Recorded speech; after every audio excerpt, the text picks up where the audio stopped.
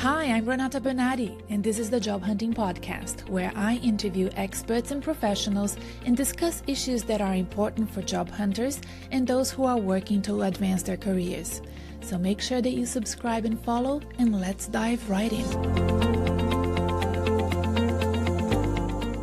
Now, I have so many questions for you, Natasha, but I'd like to ask how you ended up doing what you're doing today. Why don't you take us on a little origin story for your company? Great. Yep. So I used to work in-house corporate. I started with HR operations and just stuck in HR operations.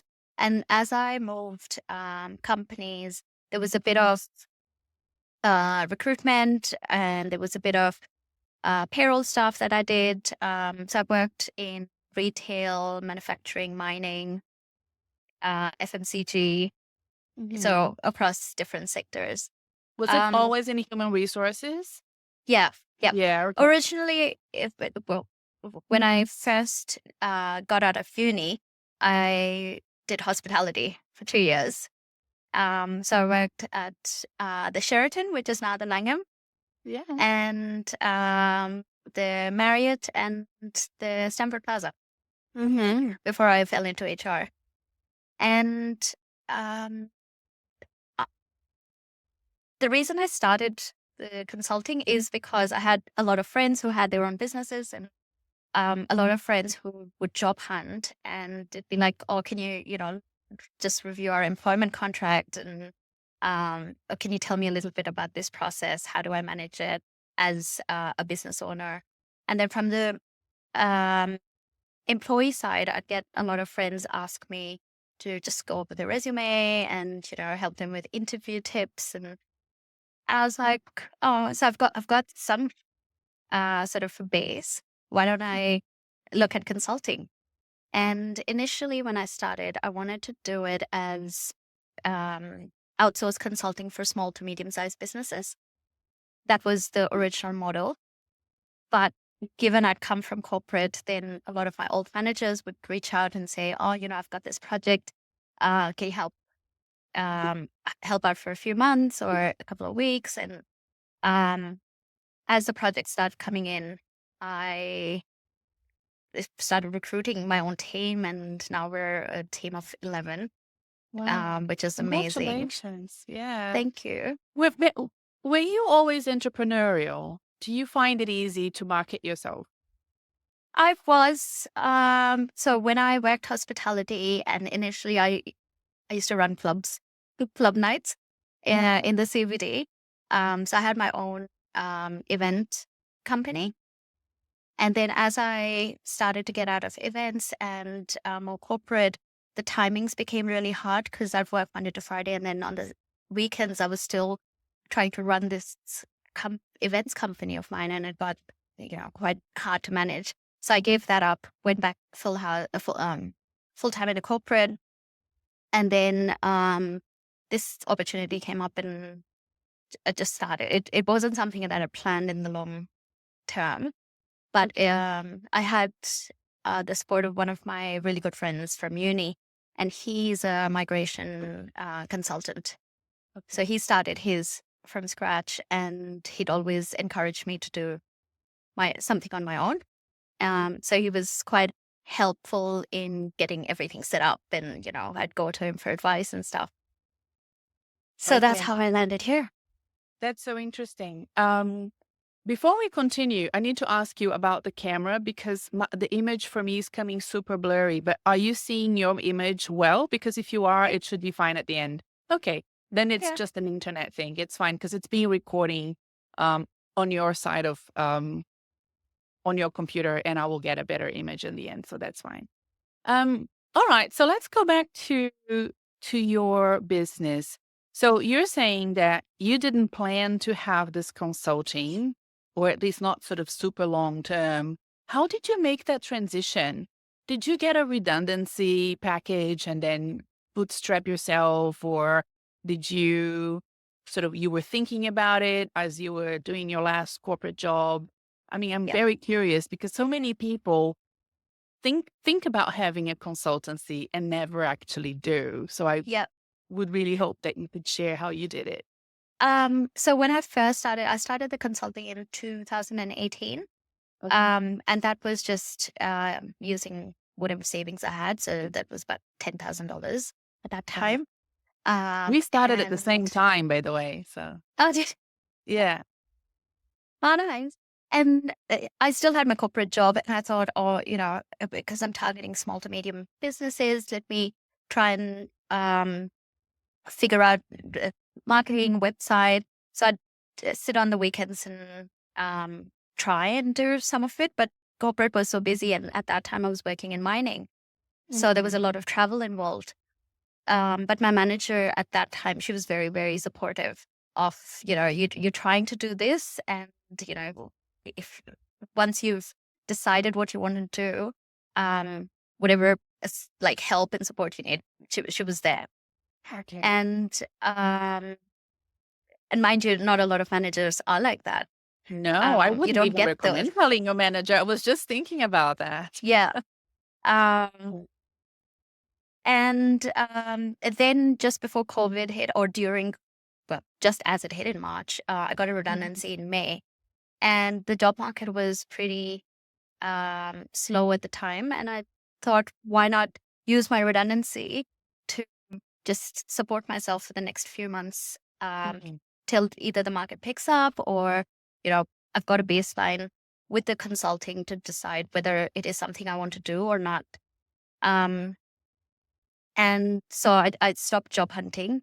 And then towards the end of that, or end of 2019, one of my old managers, from from one of the FMCGs I worked at, they had a project that they wanted. It was a transformation project, and so I joined onto the project. And the one thing I asked them was, "Would you be willing to pay me on ABN because I'm trying to do this?"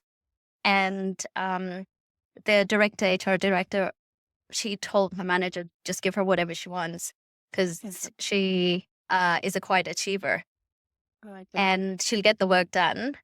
But if that's her only hesitation, whether she gets it on ABN or TFN, just do whatever she needs. Yeah. So that was really good, because I was still getting a salary, and that helped me, reinvest some of the money into the business. And Mhm. that was a big boost for me to Yeah. get up and running. That's such a common story. It happened with me as well, that my first client was my former employer. And I think that that is, a great way of working on your lower hanging fruit to start your business and then Yeah. expand through word of mouth and marketing to a wider net of clients. So well done. For those of you overseas who don't know what ABN TFN is, it's the Natasha is saying she was paid as a business and not as an employee, so that's what it means. So that's interesting. Now, moving forward to now, September 2024, what are you seeing employers come to you for help? Because I think there's so much has happened post pandemic, with workplaces going Yeah. hybrid and remote, with employees changing their minds about what their ambitions are and what their Yeah. interests are. And I'm wondering if that has reflected in the sort of um, consulting that you do. Yeah, absolutely it has. So a lot of employers that we work with either come to us because their team has gone through a major restructure. So with a lot of the restructures, what happened during COVID is there was a lack of talent. So the talent that was in the market started demanding high salaries. And fast forward to now, businesses are sort of getting back on track. Borders are open. You've got more talent flooding the market, and suddenly you've got all this headcount that you thought you needed that you don't Mhm. need anymore. So a lot of businesses, or corporates especially, come to us to help with the redundancies as an outsourced provider. So we give them independent advice on their structures and whether the processes are robust and work. and will work for the longer term. The other flip side is the businesses have already gone through redundancy, and suddenly they've gone from a headcount of 10, where there were ample people to do the work, to a headcount of 3 or 4, but the work's still the same. So they haven't gone through that transformation process where they've really looked at their processes and systems and ways of working to determine whether that headcount of 3 will even be sufficient to get the work done. So a lot of overflow work comes to us. And in a way it's good because it helps them scale up or down. So, they could have us for a month, get some of the work done, and then they don't need us anymore. And the following year, if there are cyclical events, we just come in and out of the business. Whereas for a permanent headcount, it's quite disruptive to have a lot of that change happening every year. Mm. Natasha, just half an hour before we started recording, a recruiter called me. He's been trying to reach me for a couple of days, and it was to ask how are things going with my business. And the reason why he's asking is things are not going so well for recruitment firms, right? 2024 recruitment firms are going through a very different year from previous years where employers were seeking out talent, like you said, and they were advertising roles. Now they're shrinking and they're restructuring. They're using your services more than recruitment services. So I wanted to know from your perspective, what are the biggest challenges now for your clients? What is top of mind and what do you think will be trending in the months ahead, let's say the next 6 months for your clients? I think managing resistance to change, and that is across the board for, amongst their team members. A lot of times with the C-suite level, there isn't clear communication or, transparency about the process. They don't engage properly. So I think that's another challenge that then your frontline leaders face because they don't have that clear communication or they haven't been engaged with what the changes are. So they can't communicate that with their team and it's just a flow down effect.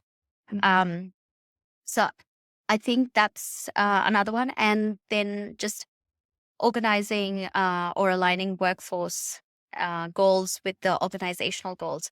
So, if for an HR team, their goals might be completely different to the organizational goals because they have, a list of things that they need to get done. But does that really align with the organization? And it needs to be almost like a top down and bottom up, if sort of alliance to get it just right. Most of the time, you see it's always top down. So the bottom part is just getting told what to do, whereas they've already got a whole list of things. So where does that priority lie? So I think it needs to be a mixture of both. And I think that will ease out a lot of the challenges that leaders face or the senior execs face at this point in time.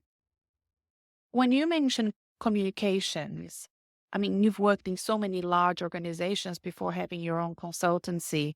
Do you think it's different, the communications issues now in a hybrid or remote environment than it was before? Or is it just the same and it's still affecting the way that we do business?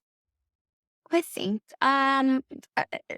it's two-pronged. So from a business perspective, we work remotely unless we are asked to go onto a client site. So with us, we try and communicate more with the client, or we're following up more with the client. So the communication is usually, customer centric for us. Whereas from the client side, there'll be weeks where we're following stuff up and you won't hear anything because they're so tied down with their internal priorities and deliverables that they don't really, then the projects that we're working on take a back seat. In terms of internal communication, I think honestly nothing has changed a lot. just, looking at all the transformation projects and stuff, getting external consultants in really helps because you're letting that focus sit on the consultant to do that communication piece, and that's just completely their focus. So you're not the consultant isn't trying to juggle their day job and going through a transformational change for the company. So I think that way that helps, but not a lot of businesses want to engage for someone external to do that. Mhm. That's so interesting that you said that. The reason why I asked is because I'm always challenging my clients when I'm doing executive coaching, when they complain about remote work and that they can't see their employees. And I'm like, oh, I don't think things were that good in the past. It's like when we compare what we have today and have a romantic view of our past. Oh, it was so much better in the past. And I'm like, was it? I'm really not sure. Well, you So, see, you yeah. see people putting in more hours, with Yeah. remote work. But on the flip side, I do understand with um, it's easy for the hybrid model to work for corporates, but for small businesses or medium businesses, like for example mine, it's really hard to maintain that level of engagement or work as a team if you're only 10 people and everyone's remote. So Yeah. I think it worked during COVID, but there is some sense of engagement that comes from being in front of each other, face to Yes. face. Yes. Will be interesting to see next year when the new policy at Amazon is enforced Yeah, and everybody needs to go back to come the in. office. And I'm feeling very challenged because just 2 weeks ago, I was speaking at a round table here in Melbourne about hybrid and remote teams and how to lead them, etc. And I basically told everybody there that this is the future, that we're not going back to full time working in the office. And then the next thing you know, Amazon announces that everybody's coming back. So now, challenge accepted. Like, I'm very keen to see what happens What next. happens? Yeah. We'll see. In a way, I'd say it's good for the economy as well Mhm. because with hybrid working, like my office is in the city, and Mhm. it's dead most days. And Yeah. the businesses, local businesses suffer, the cafes and the restaurants where people who used to be out and about like at lunchtime or after work drinks, and suddenly it's all dead. So there is a ripple on effect to the economy as well with But hybrid. Natasha, just come to Mordialloc, my friend. The business here is booming. Because everyone's working from home. Everybody's working from home. So the neighborhood, the suburbs are all doing really well. Thank you very much. All right. Look, I want to talk to you about the restructures that you're involved in. Hmm. Um, I work with outplacement, so I do outplacement. If you ever, we should talk about this Yeah, some other definitely. time. But it's very it's varied, the feedback that I get from my outplacement clients. Some come with me feeling quite, informed and secure and well taken care of. Others come traumatized by their experience. They didn't see it coming. They didn't think it was handled well. I know that there's variance as well in how people take things, and their personalities and traits will affect their perceptions. But I also think that there are a lot of cases where things are not really handled well. I would love to hear from you, for those that are listening that have the power of implementing better practices for restructures and redundancies, what they can do um, to make that process better for the employee that's Sure. losing their jobs. As I said before, being transparent about the process and being, um, I think it's better to over communicate these things than under. And empathy, I think, is key. A lot of, you know, managers that are going through the process, they're going through their own change and they're going through their own emotions. So at that point in time, being empathetic to someone else going through the same change, I think is really hard. But I think they need to really focus in on, I know what I'm feeling because I'm going through that. But my team member needs extra support because they're going through the same thing. So it's vice versa. So being able to offer support to the affected employees, ensuring communication lines are open for those even remaining, because there's another impact that a lot of people forget for the team members that stay on. There's a lot of uncertainty, like who's going to take on this extra amount of work, or why is there such a reduction in headcount? So preserving the morale for the people remaining, reinforcing the company's mission, values throughout this entire process, I think helps both remaining and exiting employees. Mhm. I'm also thinking, as you were answering this question, I was thinking about the situations right now. We have Telstra, big telecommunication organization in Australia, that announced the redundancy, months before. Yep.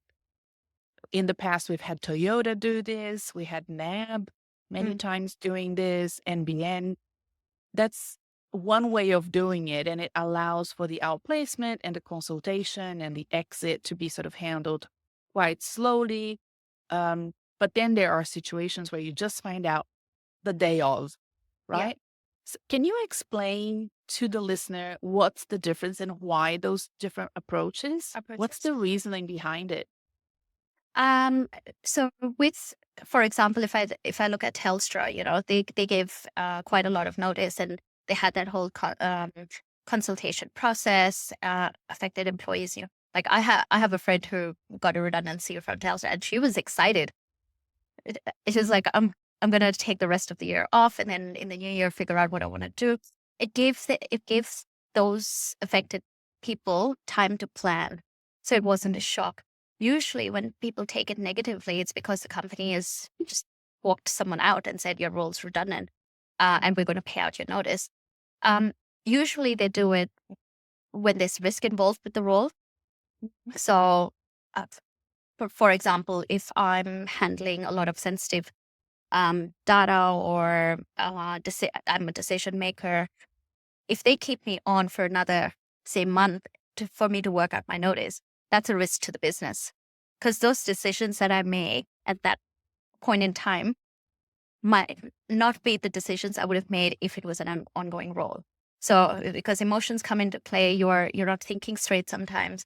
So usually that's when it just depends on how risky it is to keep that person in that role for that notice period. Yeah. Do you think for the person leaving, there's any scope to negotiate? There is usually.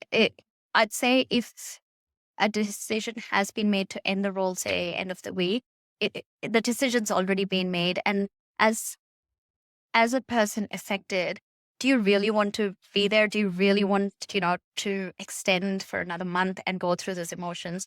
Or, do you just snap it off and start fresh? And, you've got that time to reflect and plan what you want to do.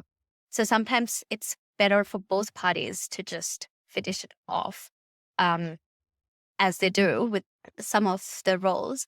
But then, depending on what you're working on, it might be beneficial for both parties to just finish stuff off. Like, but I remember when I got my redundancies, both times, I was given about 8 months, and that's only because I was working on a project. So it was in the company's interest to keep me on, to have that project completed. And for me, the positive was learning a lot from that project. It was a whole outsourcing, offshoring project. And that set me up for success for all my future roles. So it's a really fine balance. And I think anyone affected really needs to sit back and think, do they really want to stay? Or is it better off for their mental health to just finish off and start fresh? Yeah. It's good to have the option, isn't it? Yeah. It's good to have the option. All right. Now, changing gears a little bit, I want to talk to you. Oh, I actually have one more question about restructures. Why are there so many restructures at the end of the year? why do I get more clients in November, December?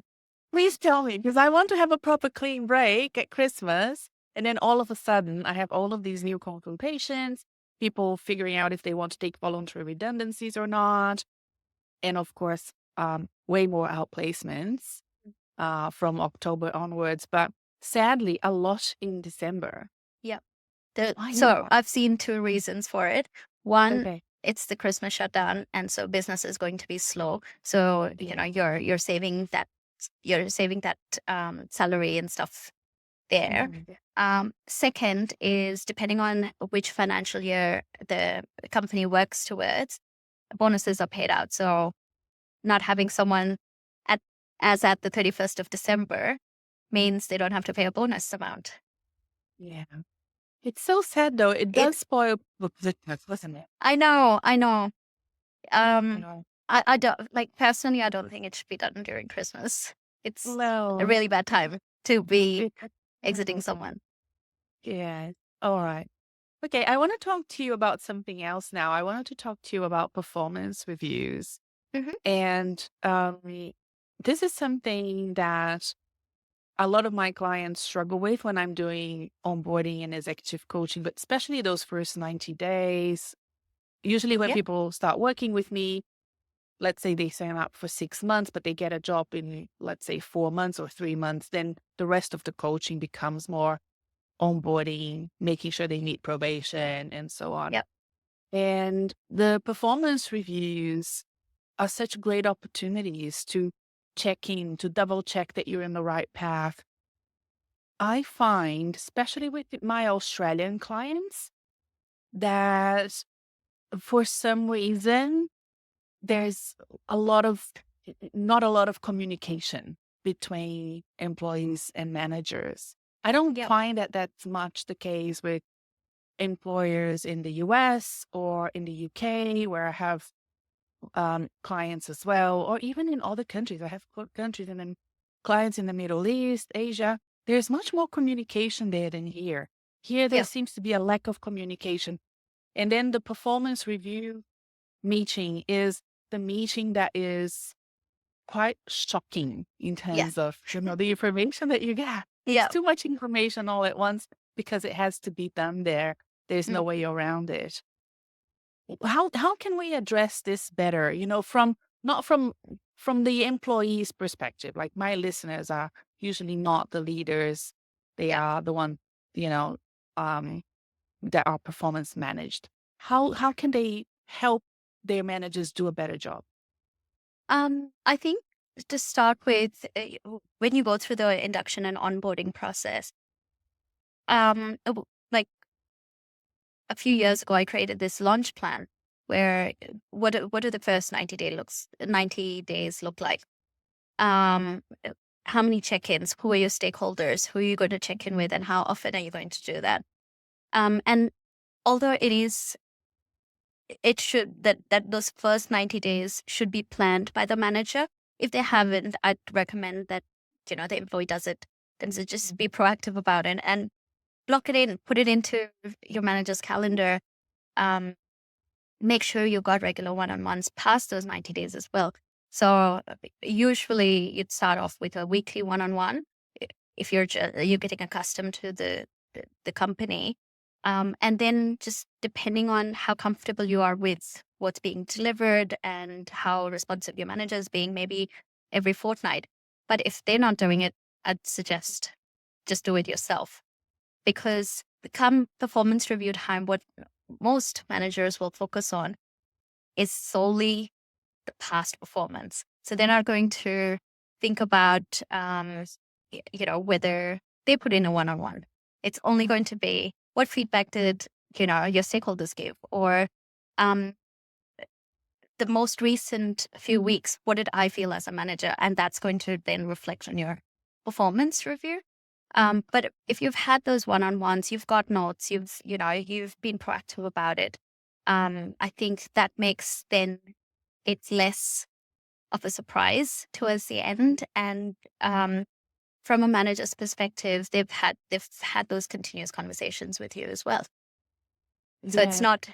one past mistake or, the most recent mistake that they're going to focus on. Yeah. I like what you said. I like the weekly touch bases, catch ups during that probationary period. I recommend that as well. And I often wondered if that was too much. But I'm glad you I agreed with me. Yeah, and it might not even be like a formal sit down in a meeting room. Like you could just grab your manager and go for coffee. And that way you're building that rapport and you're building a personal sort of having a personal touch to the relationship as well. And then it goes both ways. When I went corporate, that's how I used to manage my teams. Like instead of going into a meeting floor, I'd be like, okay, maybe this week we go out for a coffee. And then you're building that personal connection as well. No, I agree with that. That's fantastic. I often mention that when I worked at Melbourne University 20 years ago, there was a vice chancellor that started, and he was very new to the university. We didn't know anything about him. And every Friday at 4 p.m., he would email everybody like a normal email. It wasn't a newsletter or anything corporate looking. It was just an email telling us what he had done that week. And I loved it Oh, so much. I I thought used it to was do that. so, did you? Yeah. I know that I used to do that because I saw him doing it and Yeah, I yeah, thought yeah. this is such a great way of being To a finish off. leader and finish off the week. And we used to wait in anticipation for that email, that used to come at the end of the day on a Friday. And he would just very casually talk about what he had done. It wasn't written by PR. It wasn't Yeah, written, yeah, yeah. it was really very nicely done. And the other thing that I learned from a previous boss as well, in fact, I'm trying to organize an episode with him. Um, we were quite advanced. This was ages ago, back in 2012-ish. Um, but we were quite advanced in using technology and asynchronous communications. We used Slack at the time, Mhm. and we used, a whole bunch of different things to make our lives easier. And he had this thing where it was an open Zoom. So on Friday mornings, anybody, it was maybe 300, 400 people working for that organization, anybody could just pop into his Zoom and have a yarn with him. And I love Oh, that. wow. That is Yeah. So nice. it wasn't a meeting per se. Yeah, If there was another person there or 10 other people there, it was an open door, but instead of an open door, it was an open Zoom because we yeah, had different offices in different states and even overseas. yeah. So I thought that that was a very clever way of connecting with your employees. That is a great way of Mhm. connecting. And And it makes you so much more approachable. yeah, I like that. So And there's I no, do that that with my, hierarchy sort of disappears because people that's can right. approach you, like you're in the lunchroom or you're grabbing a coffee and someone can just walk up to you and have a conversation after that. Whereas Exactly. usually you'd see CEOs or the C-suite and they're only with their direct reports or, somewhat like a little junior analyst they don't even know of. But Yeah, something like this would help even um, the people who are just starting up, like graduates, um, build that confidence and they've got that rapport and, they know it's like not, we're not the unseen team exactly. members. Yeah. Yeah. And it's nice to consider that in how you can do that remotely, which, the Yeah. Zoom open door can work really well for that because so many criticism for remote and hybrid work is the lack of the water cooler conversation. Like people Yeah. don't meet at the kitchen anymore. So that can sort of be a substitute for that. I'm a big fan of the Zoom open door and I often recommend that to my clients. Yeah. In talking about leaders and what they do well, what do you think leaders that you work with are doing super well these days that are helping them manage their teams in this sort of hybrid environment? Uh, I think with leaders just being contactable because one of the fears in being in a hybrid model is some leaders always appear red. You know, the dot's always red. They're always in a meeting. So how do you get in touch with them?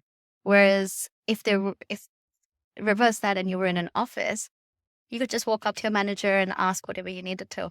So I think with leaders, maybe, and a lot of companies or friends who work corporate have told me there's probably an hour every day that's meeting free.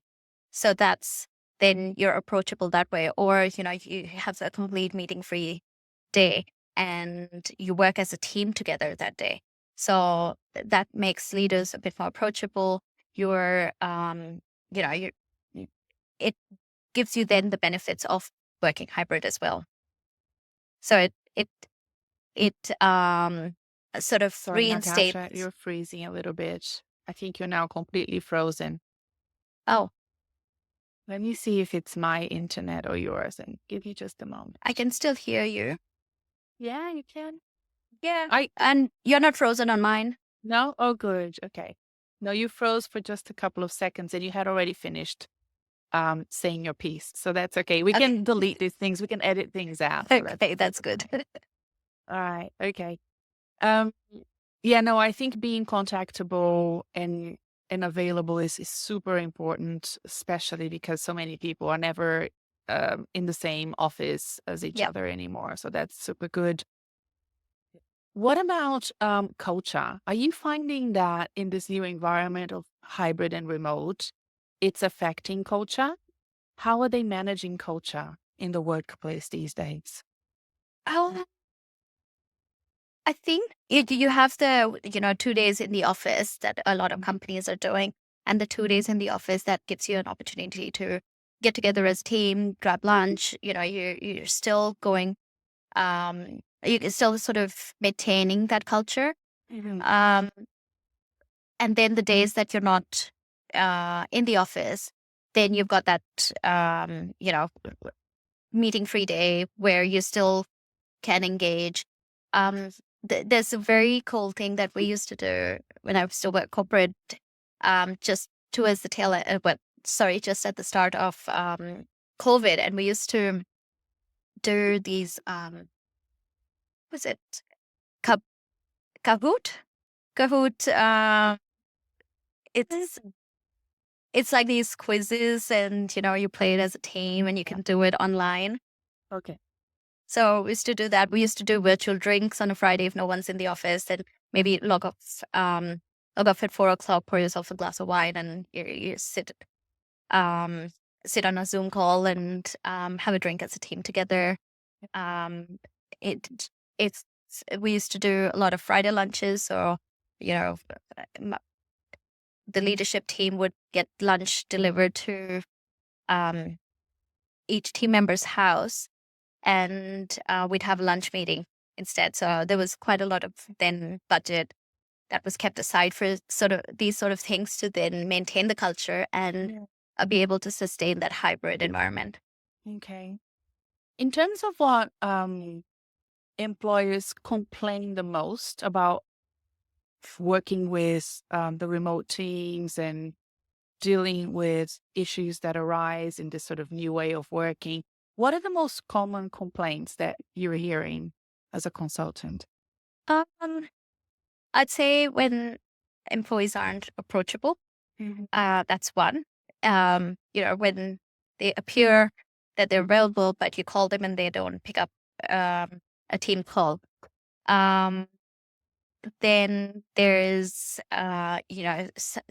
this clear communication not working both ways. Like, they might have gone out for an appointment or, the school pickup or whatever. But if it's um, out of routine, then the manager doesn't know about it. And so they, don't- they can't get a hold of the team member. I think one of the other ones is when people keep their cameras off during team meetings, and it is a virtual team meeting. So then you don't really know, what the person is doing, where the person is. They might be sitting in, I don't know, Vietnam for all all you know. Yeah, yeah. No, I think the camera off is it's a big no-no. It's a new etiquette that Yeah. we're all having to learn. Yeah. Okay, so now if we're looking at people that are listening to the job hunting podcast, I mean, the name says it all. They're looking for work in the months ahead. They probably want to get a job in the next 2, 3 months. Mhm. As somebody who works with employers, what do you think you can recommend to them in terms of things that they can do or say when they meet employers, when they're in touch with hiring managers? What are the things that you think are most exciting for the hiring managers to hear from a good candidate? I think first is to make sure that your resume and LinkedIn is up to date. Good, And thank you. Work with me if you if you don't have that yet. All right. it's like I think LinkedIn is really important to have right, and you have the right type of bio put in. Doesn't have to be too wordy. You didn't have to put your entire career on there, but it just needs to be punchy and with what you want to do in your next role. Um, there's a lot of managers who are casually looking, but they haven't really advertised the role. So, just watch out for the posts that go online. There are a lot of recruiters as well who, share posts, or they'll reshare, like, paying it forward. Usually the Yeah. hashtag is. So if anyone's looking up for that. And if they're talking to potential managers for roles, I think listening to what the requirements of the role actually are, because a lot of people who are interviewing will jump into solution mode, and it's like, oh yes, I've done XYZ, but they can already, like, an employer can already see that you've done XYZ from your resume. It's more, how are you going to add value to what they want in this current role?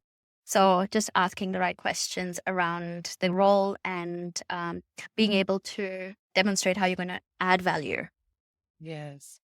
And I think that the listening mode is so interesting what you just said, because people come into job interviews and they're ready to talk themselves up Yeah, and, talk about themselves and so on. And they usually forget that listening is just as important.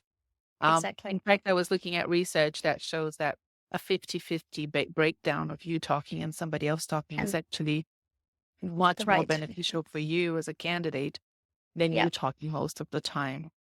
And I think candidates should also remember it is the best opportunity for them to interview the employer as well, right? So, do you really want this job? Does this job fit in with your career aspirations or your personal life? So, just jumping into solution mode and talking about your experience and stuff doesn't you're losing that opportunity to actually interview the employer as well. So, like you said, it needs to be a 50-50 balance. Yeah. Yeah, no, that's usually something people forget as well, because if they're in stress mode and very keen to get a job, they forget that not every job is a good job for them. So the Yeah, fact that, you're being interviewed doesn't mean that it's a good match for you. It's important to have confidence in yourself, know that the right job will come up if this is not the yeah, right one for you. Yeah, thank you for absolutely. that. Do you have any final words that you want to leave the audience with, some recommendations or advice that you'd like to give them? I'd say someone's looking to change jobs, or, they're going through redundancy. It's not an end all situation. So take that time and take this opportunity to decide what you want to do further down in your career, or, it might be a great opportunity to spend time with family. It might also be a great opportunity to upskill yourself.